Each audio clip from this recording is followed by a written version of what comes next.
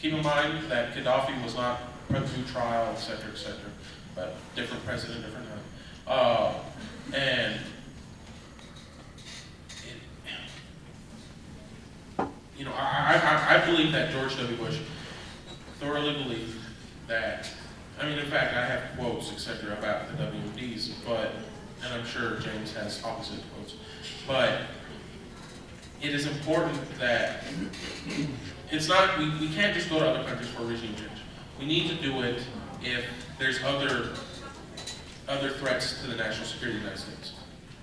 Does that answer your question? Yeah, that was really all I was looking for. It was just you guys have been vague before. I just wanted a more expanded answer. Okay, did that work? Okay, you've got 2 minutes on that over there.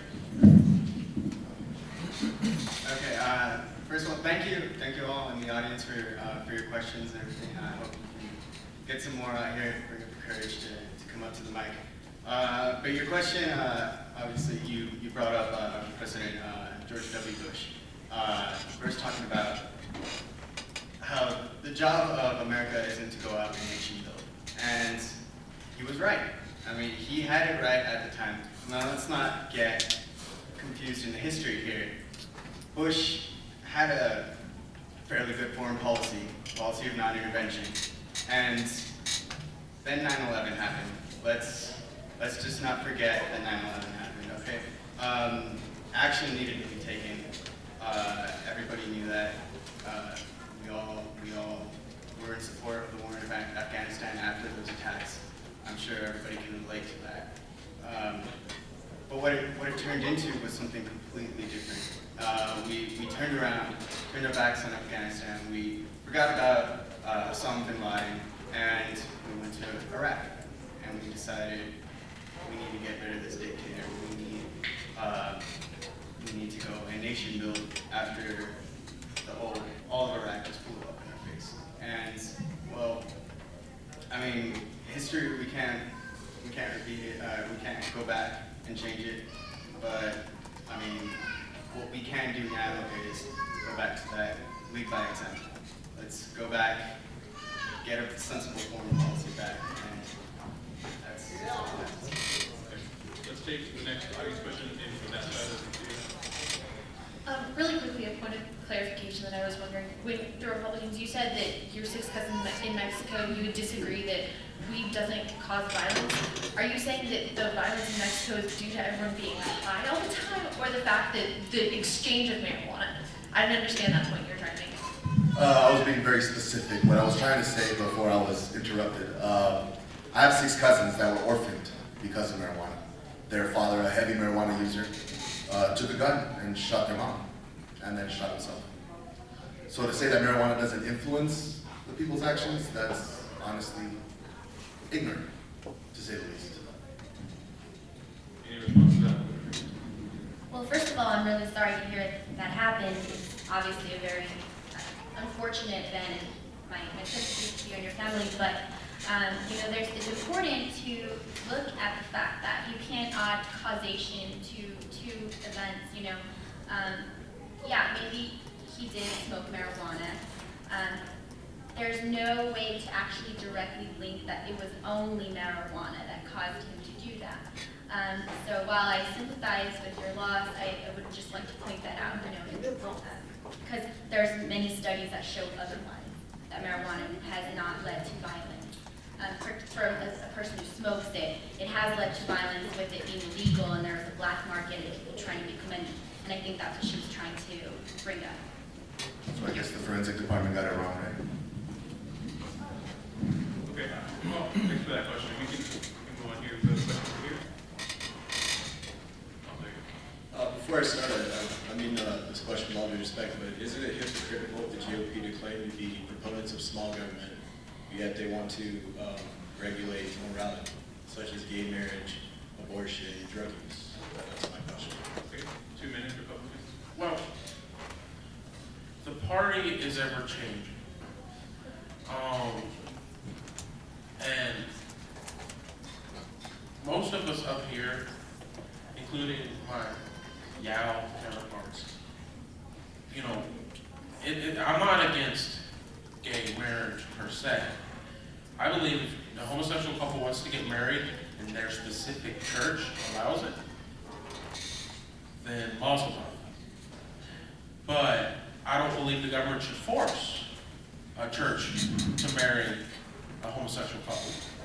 that is an important thing to remember, because that does trample on our freedom of religion. Would you agree?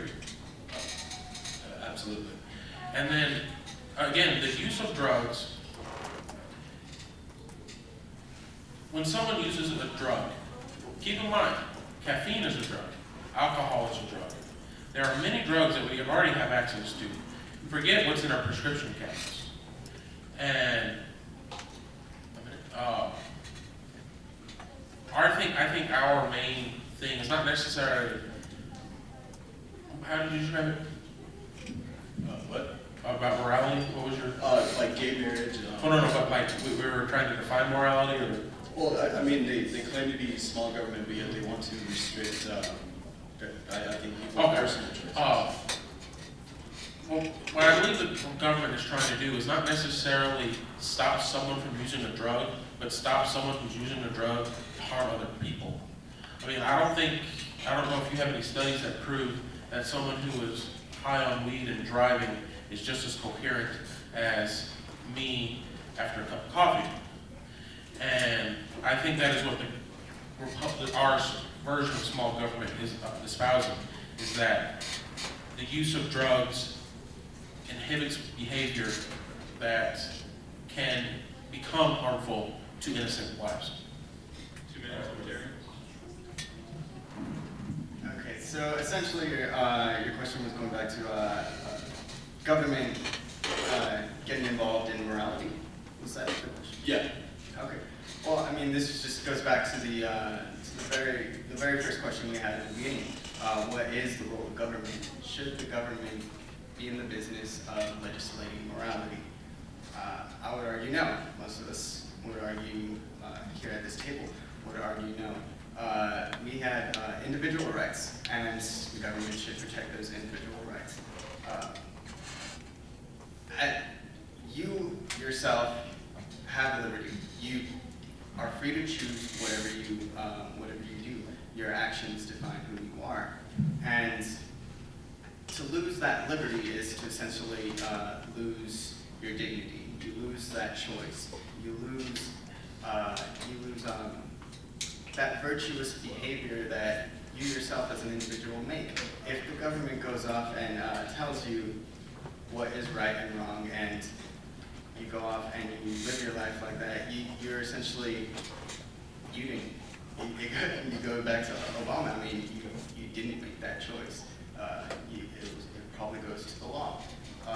We believe that an individual has that choice to make that decision, whatever it may be, so long as it doesn't infringe on the rights of others. Okay, thank you. Let's go on to the next question over here. What do you believe in terms of the concept of nullification? Many smaller communities and states who are disagreeing with what they believe is the president's tyranny and negative policies are taking things at their own hand at the local level with nullification. Where do you stand on that? Libertarian, you're first. Take a stab at that. That was a good question. So I hadn't thought of it beforehand, but let's put it into reference of the Bill of Rights, the 10th Amendment. It's on the first 10, so obviously I thought that was a very important thing, is that the states should have a say in it. Article 1 tells what Congress could do. Article 2 tells what the executive branch can do. Article 3 does the courts. Anything not said explicitly that those branches of government have the right to do, the 10th Amendment authorizes the states and local governments to handle those situations.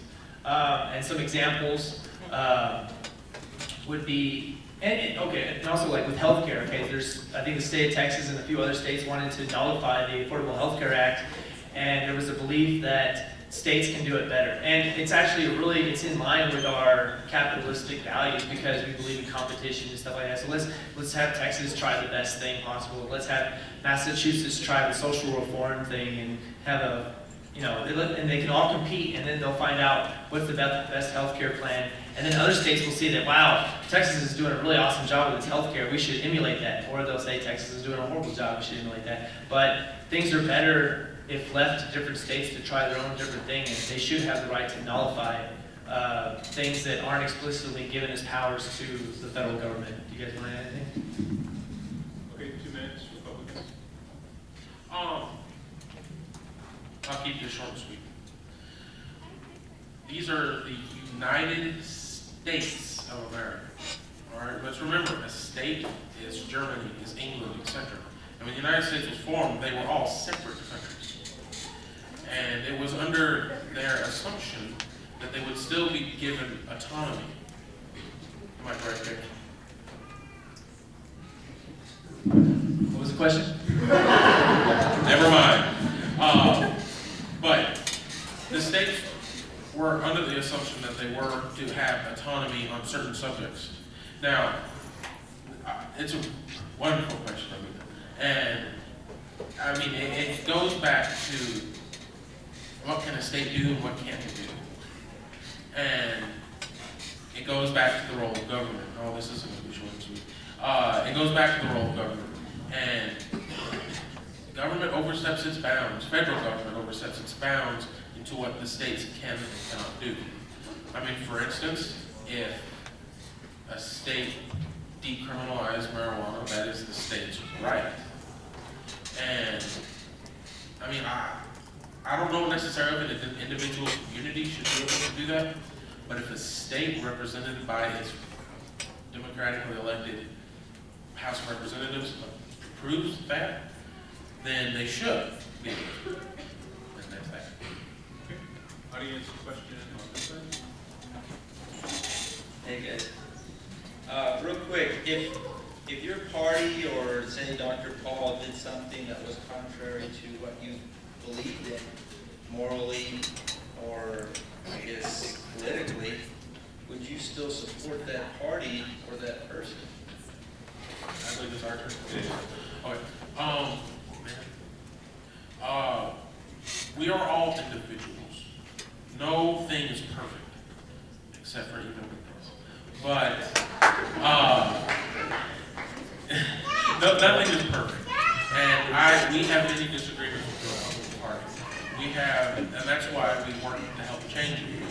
And I think that when we have a disagreement, we should go about the proper channels of changing what we don't like.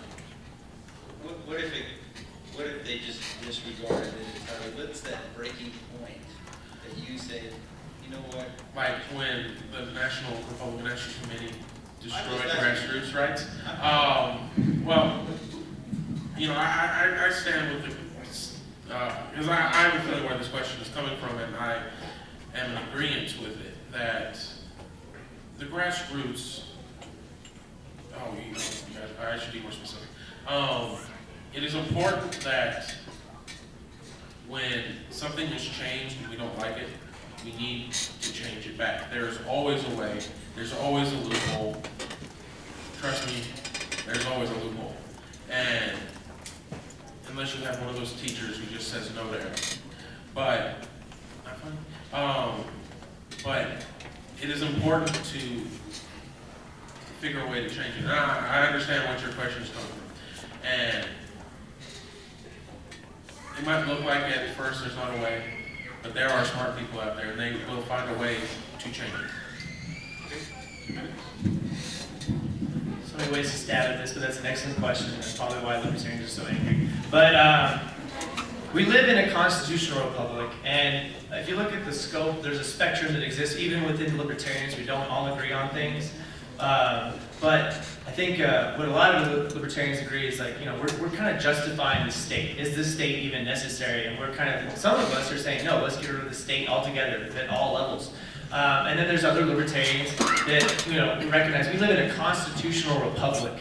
And that is one of the it's probably the hardest form of government to keep stable. And if the citizenry do not keep participating in that government and holding political leaders accountable for when they say one thing and do another, if they fail to do that, then you're going to lose your constitutional republic, and you're going to get something scary like an oligarchy or anarchy or just anything else other than what you have now. Ideally, we have a constitutional republic, but our citizenry has unfortunately become apathetic, and then those who care to stay involved have lobbied for extra power and access and influence. And if you look at the leaders of any of the parties, whether they're Democrat, Republican, or third party, that's one of the most important things you should do. When you see corruption or when you see signs of hypocrisy, you need to call those people out on them. And don't vote for lesser of two evils, you know, evil A or evil B. Vote third party, make a change or something like that. And then eventually, those third parties will gain a voice within either one of the other parties that are dominant, and your ideas will start to show strength. So if you see either tyrant A or tyrant B running for office, and they're both lying, and they're both hypocrites, and they're both corrupt, then you should not support them. Okay, we're coming up to the end of our debate. Actually, we'll take two final audience questions before we wrap up. So we'll do one on the right side and one more on the left side. Sir?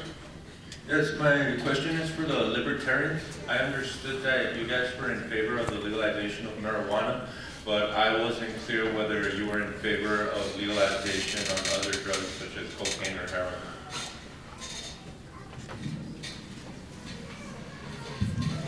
This is definitely something we differ, I think, up here on stage. I myself, like I said earlier, I'm extremely for the legalization of marijuana because of the various medical benefits it produces. However, cocaine, heroin, I understand that these drugs are very dangerous to the person themselves, but then it goes back to us saying, well, how can we protect somebody from themselves? You know, if it's illegal and people are still using it, it's a taboo topic. People don't like to touch it. People don't like to talk about it. But I think that if we make it legal, it would be more safe in general. People will still use it, and unfortunately, people will still die from it. But like, I like to use the example of alcohol. You know, I said this earlier. Alcohol is legal. It was not easy for people to get access to alcohol because it's legal. There's no black market. There's no, like I said, no thugs trying to get that to you. Sure, they sell, moonshine that's it's illegal or whatever, you know, someone's bought that at me, but, you know, in general, you know, it's safer if we legalize something, regulate it, even tax it, you know, maybe someone's like, well, I don't want to pay that, that's expensive enough to pay a tax on it. I would say that, but, you know, that's just, so I would be in favor of legalization of even hard drugs. I know James says he plays with the idea in his head. Not sure if he's convinced, I don't know.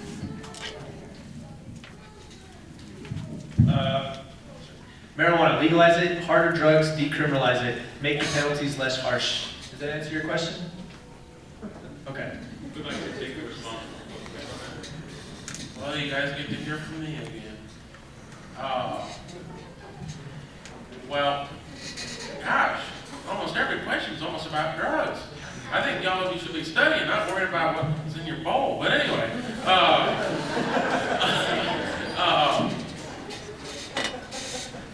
you know, an important thing to remember is that, you know, personally, you know, I don't think the government should mandate us to wear a seatbelt if we don't want to. You know, we should be able to do what we want as long as it just concerns us. But my fear is that, as we've seen with alcohol and DWIs, I mean, how many DWI deaths have occurred? I mean, even this year in our past. And I think our whole thing is, why do we want to add another substance that can be obtained at Walgreens or Walmart at Saturday night? And where do we draw the line? Also with the legalization of, you know, marijuana or other hard drugs, I went to Coronado. There's always free booze fine Coronado. I was Franklin, there's always free booze fine Franklin. All right? When you're young, there's always a way to get alcohol in your system. After you hear what I'm talking about, don't BS. Now, if you legalize drugs, what's the point of getting someone older, you know, for kids to do the hey mister, he gives you some pot, hey mister, he gives you coke. And then there's younger kids doing it. I mean, younger kids doing it now. I mean, it's true. I went to Coronado. I saw the coke. Didn't do it, but I saw it. But it's going to happen just with alcohol. Hard drugs get legalized, or it's going to be away. Those kids are going to want it. And everyone, that's a big topic when it comes to like children, like alcohol, children, cigarettes, children, and drugs. By legalizing drugs, it's going to be more easier for a kid to get it. Some parts, yeah, it is pretty easy to get drugs and it is to get beer. It's sad, but that's the harsh reality. Okay, folks, audience, thank you so much for all these questions. We have time for one more audience question. We'll do the 2-minute round. What's our last question? Go ahead. Yeah, I have a question for the libertarians. Now, you said that weed is bad, well, weed is good, you know, you want to legalize it and everything. Now, in high school, they said that weed was bad. Health class was saying that weed was very bad, that it affected your system and everything. So, are you telling the people that that high school is actually lying to the students? Of course I am. So you went to public school, right? You go to a public school? Point of order, or point of information, whatever. He's asking. I know, but the question. Okay, so you went to a public school, right? The government made this law. Of course, they're going to be biased and teach these lies. It's a lie. I mean, who are you going to trust? A person who writes a textbook for a government-paid school, or a doctor who actually knows what cannabis is? You know, we can reference the chemicals that actually benefit you and make it better for you. So yeah, I'm not saying that that's the point of public school. I'm saying that it's very possible and we should never rule that out. And I just want to address real quick, yeah, sure, there was booze everywhere, but I never was able to go buy it. I mean, I still get carded, but you know, it's more difficult. That's the point. It's difficult to get drugs and alcohol when they're legal. That's the point I'm making across. I'm not saying it's impossible, it's just more difficult. Let's just not forget that the federal government actually holds the patent for the medicinal uses of marijuana. Let's not forget the hypocrisy right there. I mean, if it does become legalized or anything like that, who stands to profit medically from it? The government. Quick question. When did the patent was created? Because it only lasts for 2 years. I don't know, but I bet you can Google it and find out in 10 seconds. But I know this exists. Go watch The Union on YouTube. They talk about all this stuff. They cite their sources. They've got doctors, and they explain the rationale. I advise everyone to watch it on YouTube. The Union. It's called the best marijuana documentary ever. You want 2 minutes for both? Yeah, I'll make it quick. I mean, we've pretty much stated what we believe on drugs. And, you know, I don't want to give you guys a bunch of homework. I mean, they're already giving you enough, all these videos that you go watch. But, I mean, we've stated what we feel about drugs. And, I mean, would it be acceptable for another question, not about drugs? Well, what I'd like to end with actually is to hear from each side, maybe a 1 or 2 minute appeal to our audience about the importance of voting and hearing your voice being heard. So why don't we take 2 minutes from each table, and then we will end sort of on that note on voter appeal. So libertarians, we'll start 2 minutes. Why should the audience get out and vote on the decision?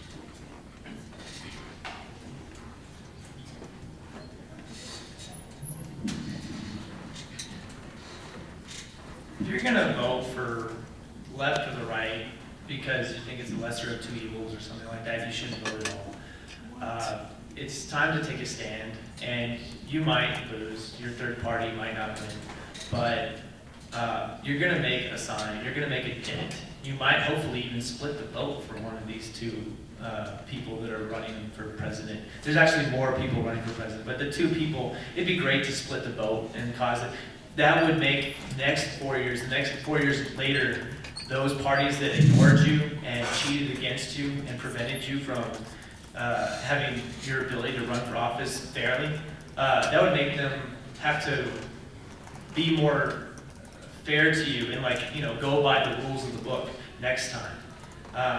I'm a libertarian. I went for Ron Paul. I think the Republican Party, I identify myself as a Republican on their principles, but I look at how they did not follow their principles and how they cheated throughout all the state conventions. And so I see that they do not have integrity and they do not have character, and the blue party is the same way. So, I mean, if you're gonna vote for left or right, and you think that's the only option, I don't want you to vote. I really do want to get people open to the idea of voting third party. And if that third party never wins, it is going to make the left and right more responsive to what you think is right, because you're holding them accountable.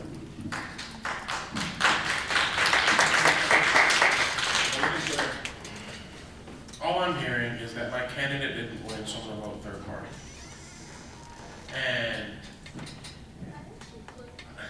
And the Republicans and the Democrats, there's not always been the Republicans and the Democrats. parties change over time. It does take a while, but they do change over time to the will of the people. That's the way Dad did it, that's the way America does it. And that's Iron Man. And the important thing is that I want you all to go vote. I don't care who you vote for, but this man fought for your ability to go vote. All right? And make it worth it. You know, if you want to vote for President Obama and 4 more years of this, or if you want to vote for Mitt Romney, who I believe will fix this country. He is a part of the comeback team, right? And you have, if you want to vote for one of the third-party candidates, the Green Party, the Libertarian Party, et cetera, if you think that's where you should vote, you vote there. But it is important to go out and vote, or Puff Daddy will get you. I just want to add that it's important to vote because that's the way we've been doing it for hundreds of years in America, and a lot of the third parties like to represent it as the 2 main parties that control America. But the fact is that it's the voice of the people and majority rules.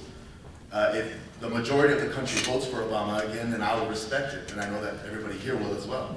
If the majority votes for Romney, then we'll all respect it. But what I want to get across to you is go out and vote. But before you do, visit the websites of each of these candidates and take a look at their policies. Make sure you're voting for the right reason, not voting because you want to legalize marijuana or because you think that gays should get married. Vote because you agree with the party. Great. Well, these students have been on the hot seat for a while. How about a nice round of applause for all these folks?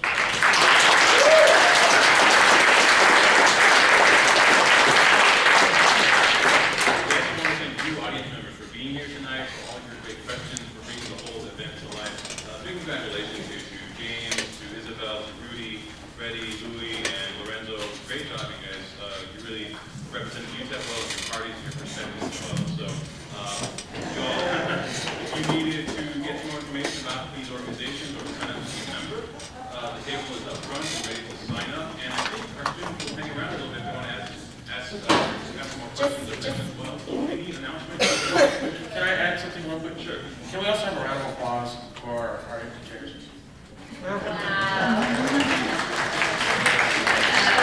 Okay, I just want to invite everybody here, if you have time, we're going to go to the percolator after this. If you want to continue healthy dialogue, I much would appreciate your presence there. So yeah. Oh, and I just want to say, I feel like you should vote, but it should be an educated vote, just voicing what he said. Thank you. All right, thank you all. Have a good evening.